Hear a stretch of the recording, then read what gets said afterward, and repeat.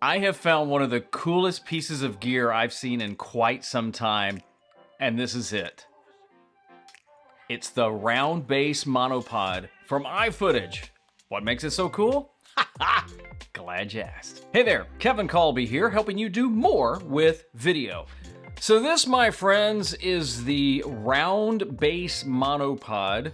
Gets its name because it has a round base from iFootage. Now I have an iFootage monopod. It's pretty mammoth, and I gotta tell you, it's nice. It's more than I've ever paid for a monopod.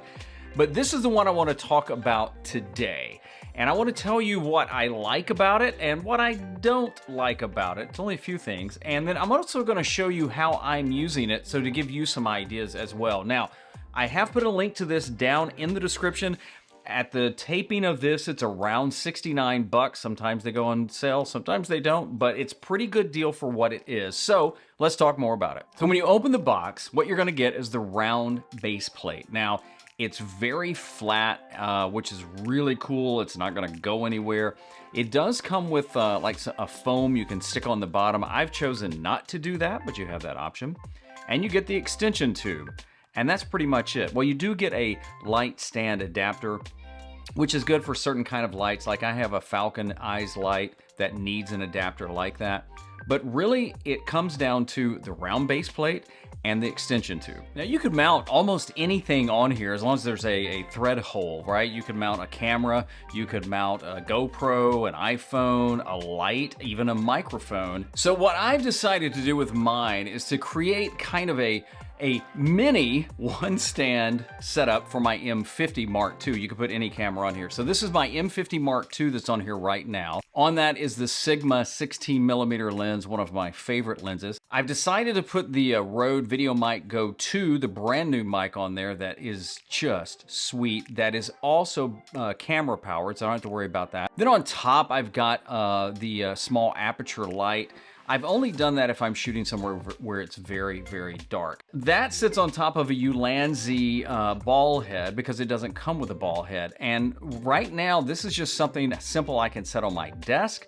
I could set on a shelf, I could set on a stool I have in my office, and it just gives me more flexibility to not be tethered to a desk. So it's really easy to put together. You just take the telescope pole or the extension tube, whatever you want to call it, and it just screws into the base. I would always get it and maybe hand tighten it just a tad, and then it's solid. What's really unique about this too is it gives you two thread sizes in one. So it comes with a 1/4 inch and a 3/8 inch, but there's no adapter. You literally just push down on it, which is what I have to do when I attach the ball head on here, and it just mounts right on there. And that's kind of cool, so you don't have to fool with a different adapter. So some of the things I really like about it, it's lightweight. I mean, I think it's like 1.5 pounds without any gear on it.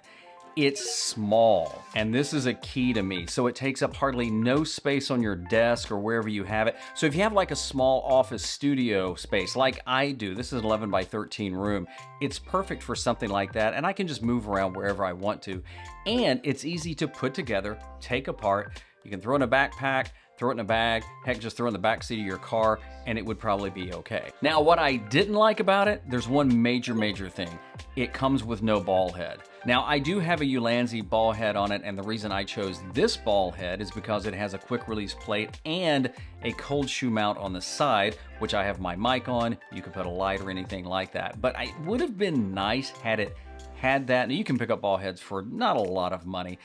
And the only other thing is, it is lightweight. Now, you may say, well, that's a positive, but it can also be a negative because is it too lightweight for heavier gear? So I would definitely try it if you've got heavy gear before you do much with it. All right, if you want to check this out and a lot of the other stuff I've mentioned, there's links to everything down in the description. And I hope this helps you. Remember, don't get hung up on the gear, but if it does help you, that's cool too. Thank you so much for watching. Subscribe if you like it. Subscribe for more too. I'll see you next time. Keep creating. The world needs you.